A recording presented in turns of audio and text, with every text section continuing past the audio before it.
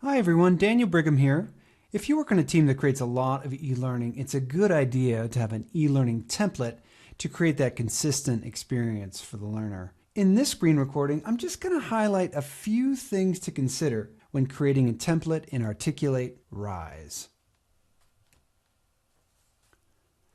So go up to the Settings tab here. Logo, in corporate these days, I think everything's so branded that I usually don't upload a logo. You might, under cover photo, there's a lot of options here, and you might want to relay these options to your team and say which ones you prefer. So cover photo, obviously, you can do an image, and this one I grabbed from the Articulate content library. Don't overlook that. There's a lot of high quality images in that Articulate content library.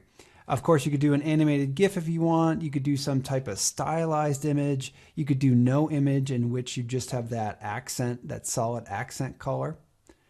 Font and color customization. You, as the senior developer, will just go ahead and dial in this heading font and body font, and also that custom color. Usually it comes from your brand guidelines. You just grab that hex there and put that in. So navigation, I just leave it to the defaults here, which is a free navigation, meaning the learner can go through the module as they wish. Labels, a few things to highlight here, and it basically has to do with nomenclature. So at our organization, we don't call these Rise file courses, we call them modules. So we want to change that here to, instead of start course, begin module. Again, just getting people to talk about the Rise files in the same way. Likewise, our assessments, we don't call the quizzes. We don't call them that. We call them assessments. You might call them, knowledge checks, but whatever you call them, make sure you're calling them the same thing. Okay, so let's go back to kind of slide view here. So to create some consistency, I've templated the content. What I mean by that is I've given the sections specific names and given the blocks specific names. And really I've focused in this templating of content where the learner is paying the most attention, which is of course at the beginning of the module and at the end. So I'll just go through this relatively quickly. So here, just giving, really a suggestion. Hey, if you have got a one-liner what this module is all about, not a bad idea to put it here. In the introduction section, I have this purpose block,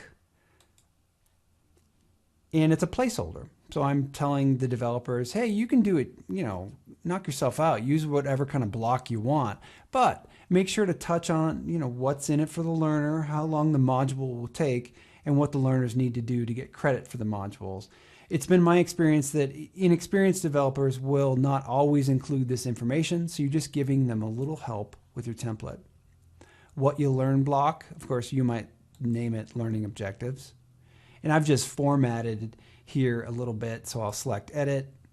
You don't have a lot of options, but under settings you have padding options, and then you can put in that hex color. So you have some options as far as colors.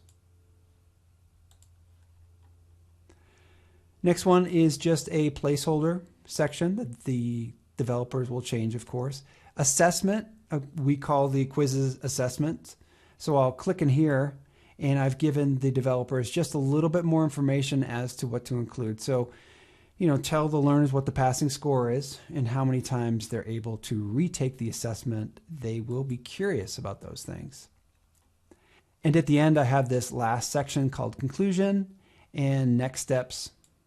And here I'm telling the other developers, tell your learners how they should apply what they learned or what's coming up next in the series. So to share your template, of course, if you're on Articulate Teams, you can share a block and share it that way. But what I would recommend when you're sharing a whole template like this is to kind of back out of here and then share it from here. See these three kind of like ghosty dots right here? Select that and then select send copy. And you put the emails in here. And what you do when you do this is they get access to that template, but the changes they make don't change your template, which is great. And those are just a few things to consider when creating your template in Articulate Rise.